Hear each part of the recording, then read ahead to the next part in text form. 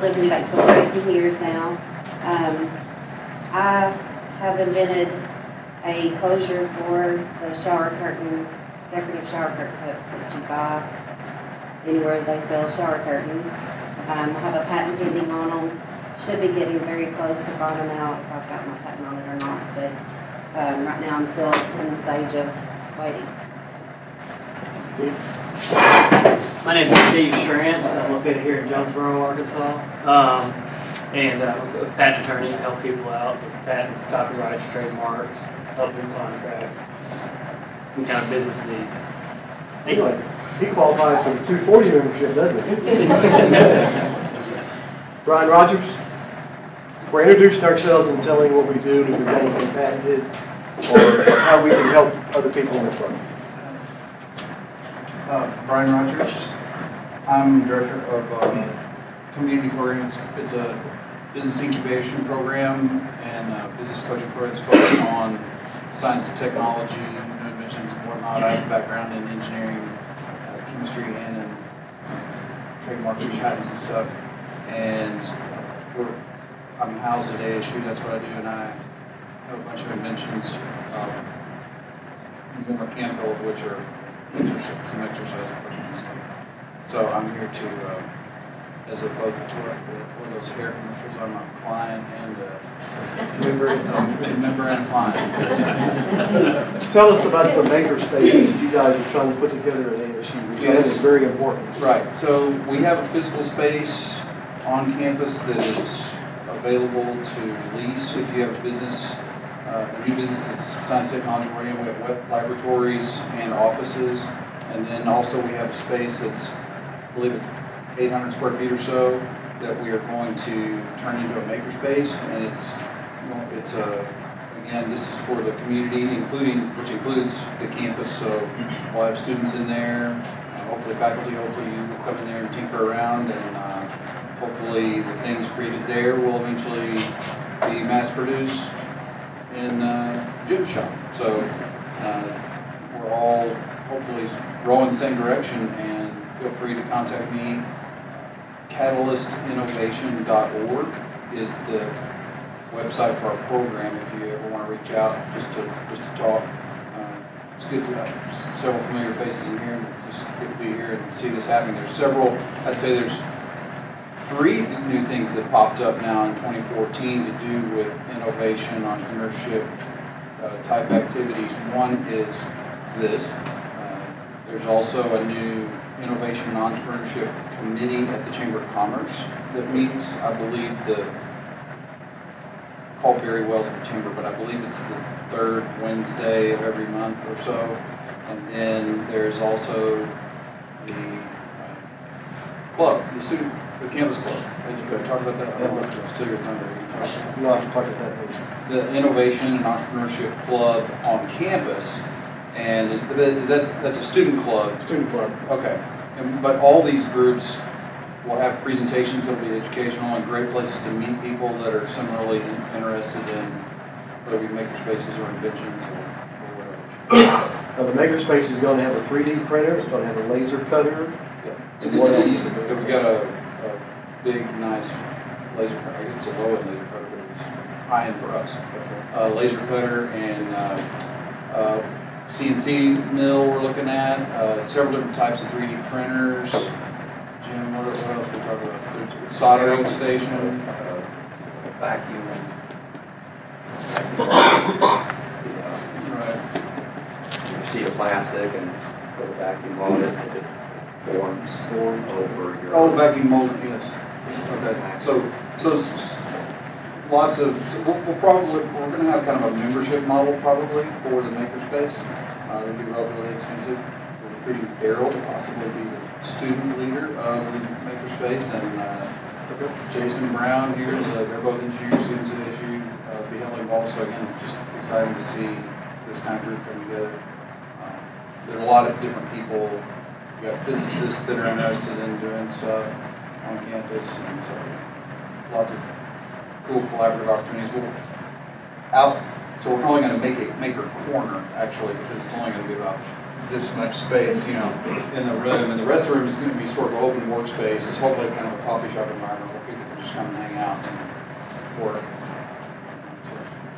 Which will be open to the people from the public to go in and Right, exactly. make stuff. Right. It's not just for campus. That's important. Thank you, Brian. I'm Jason Brown, as Brian said, I'm at ASU, electrical engineering major. For the past 10 years, I've been audio video engineer in California, so this is my hometown, so I just can't come back and graduate back to school again. So I haven't really been in anything yet. Bob? Bob Clark, not the U.S. Marshal Bob Clark, I'm the other Bob Clark. Retired banker, financial planner, retired 7 years ago, moved to Jonesboro to be with our daughter and her family. Because our granddaughter's going to pick which nursing home we wind up in, so we want to cultivate them. Have mostly ideas, 5 or 6 low-tech, for the most part, ideas that I want to have a venue to share with people like Robert and say, what's wrong with this, or why is it commercially viable? One would be classed as an automotive accessory. Some involve fabric, a different little project, 5 or 6 ideas, and at that stage have one prototype that's getting a little shop worn now. I want to see, I've not seen any of these ideas in existence anywhere. And as I was telling someone earlier, if you go to Walmart, you see all the little things made out of plastic. So I could have invented that. How is this sellable? And I think my ideas are maybe a notch above that. But we'll see when we take it to the lab and do a show and tell, maybe here, to get some constructive criticism or say, jump. My feelings are not going to be hurt either way. John? Well, my name is John. I like to tinker around with ideas in my free time, and I've written a few patents, and right now I'm working on a patent about water desalinization, different methods to try to solve those types of problems. And it's a hobby that I enjoy doing. I'm Daryl Henderson. I'm an electrical engineering student here at ASU, also working on math and business minors. I got ideas all the time. I never find the time to put them into place. It's hard for me to step out of the shower without having a business that I'm working on. So I'm just excited to see something like this going on. My name is Dustin Biggs. I'm from here in Jonesboro. I've got me an idea I'm working on right now. Mr. Schrantz has seen how viable my patent would be good on it. It's a simple product for retaining your canceled motorcycle. There's some stuff on the market like that there. I got a little bit different idea. I think a little better, a lot nicer looking. So that's what we're working on right now. Willis? Yeah, he was me. This is better.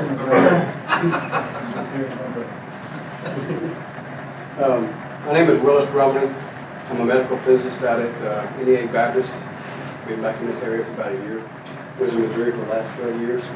But originally from here, I did my undergraduate here at Arkansas State some years ago. But kind of like Bob, I've had all these ideas for years, kind of sitting on the back burner, kind of tinkering with them all the time. My problem has been, what do you do with it? How do you get it from point A to point B to point C? And because the Shark Tank, watch that, they still don't tell you anything on there, how they got to that point that they're at now. So I happened to go out and I've got to Google one night, that Lori Griner that's on there. She's actually written a book recently. So we got that book. It's kind of amazing. You can Google, I was Google patents, patent attorneys, intellectual property, all this stuff. And you just don't get anywhere. But when you find that magical word, in my case it was prototype. And then prototype led to this guy. And then this guy led to this guy. And then so that's why I'm here tonight. But that's a frustration on my part. All these years I've had these ideas, but you know what to do with them now. My ideas are like you. Every time I get out of the shower, I wake up 3 o'clock in the morning. God's waking me up with another. I was talking about chainsaws, and like I told the Jim in an email, like kind of scary what I was dreaming about. And I woke up with a dreaming about chainsaws. But, so I woke up, jotted down with the bed, but I've got from chainsaws to junk decoys to I was talking to him about some type of weed applicator device. Just from that into some, I was dropping out some .com files, which are medical files and some products we do in medical field. So I'm kind of like you. I'm all over the place with ideas from whatever involved. So that's kind of my background. I haven't got to the point of prototyping anything yet. Trying to get to that point. So hopefully that's we all come together and help each other out. This is my wife and my little girl. I'm Miss Smith, and I had an idea, and I took it to Jim, and we're working on the prototype on it. That's all. Got me. It's a secret, y'all. She's not telling us. Too good to tell us. It's a secret. That's it. Kevin? My name is Kevin Bingham. I'm from Forest City, Arkansas. I've been working with ideas and inventions for years. I thought at age 16 I would have had it by now. I had the newspaper come and they interviewed me about an idea I had and going through trying to get it produced. Unfortunately, at that time I couldn't get it done. And at sometimes it can kind of get to you in a moment, but if you're a true die-hard invention, ideal person, you just get motivated to pull from it and try again. So I've been doing that since 16 to 8 right now, and we're still working at it. Right now we do have an idea that's in the process. We've gotten it patent pending. We've been working with Jim to get our prototype going, and it's going very successful at that stage right now. We're looking forward to just really getting it out to the market, something very, very beneficial as a global market. And I think that's the key that I found out. When I started earlier, I was trying to do something extremely complex. And I found out that when you think simple, sometimes it can stretch out to a wider market. It can be beneficial. And that's where I am right now. So hopefully we can get this done and stay encouraged, stay motivated, and we'll see that on the market hopefully soon. My name is Rose Noble, and I live here in Jonesboro. And like most, I've had lots of ideas, didn't know what to do with them. And so then a few years later, I see them all over the place. So this time when I got an idea, I said, well, that's it. I'm going to find out what to do with it. So I started buying books, going online, reading everything I could, and then I started reading about provisional patents, and right now I'm patent pending. I don't know what's going to come of it. I'm actually looking for a manufacturer right now. I've been working with Robert at ASU, and I've taken those seminars, and they've been very helpful. It really helped me, Randy, it really helped me get things together for a trade show that I went to this summer. I wouldn't have been able to do it without him. I was kind of pulling my hair out. So that worked out fine. So I'm just going to see, what happens, because I have a few more ideas I'd like to patent. I have to get past this one first. So I'm glad the two of us here, and I'm glad to be a part of it.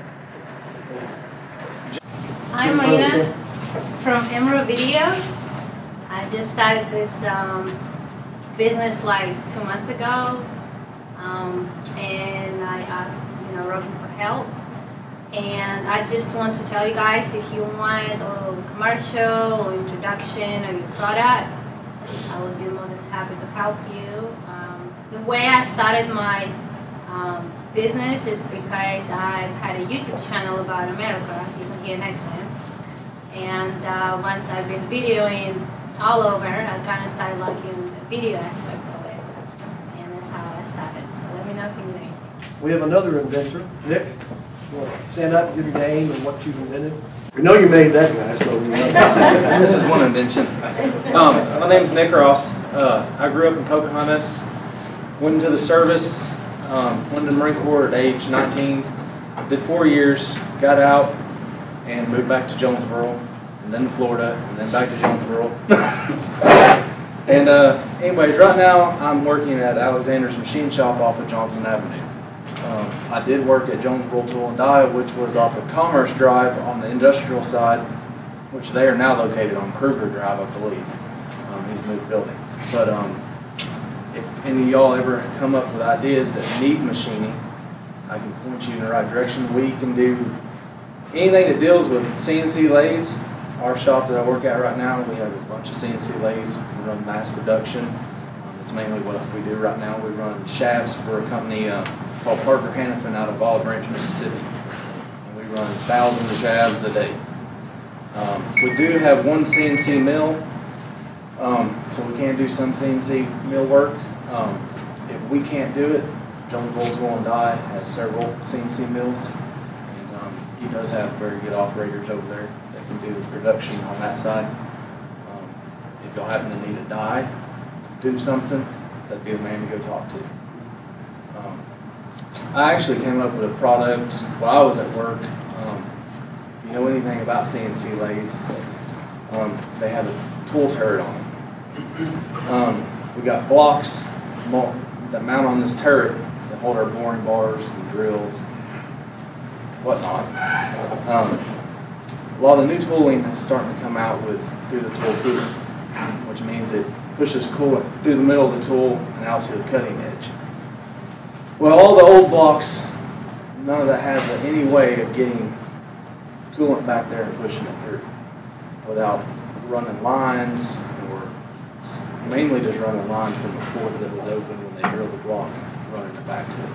Then your line gets caught up in chips or it gets knocked off. So anyways, I took the original design, took out some holes, and I actually ported it back, plugged it off, and now I can take and shove an O-ring plug in the back side of it, and all the coolant from the front side, push it to the back and out to the tool. There's one company that makes a block like that. I have no idea what it looks like. I've never seen one of them, so I don't know how they're doing it, but I do know to keep coolant from coming out the back of the block, they have a plate that they bolt on there. Mine's just an O-ring plug you shove in there. You can turn it, and it'll slow the coolant flow down. And then you can take the nozzles out. Little set screws out the nozzles on the front of this coolant block. If you're using a center drill or something, it'll blow it down there. If you're using anything through the tool coolant, you can turn your thing back, clog off the nozzles on the front, and you got full pressure. Second thing I came up with was the bushings that hold our boring bars, center drills. I actually ported some holes through the back side of that and put some little adjustable nozzles in the front. And you can move that nozzle pretty much wherever you want to direct the coolant to the cutting edge. There's one design, and I don't really like it, that the guys made.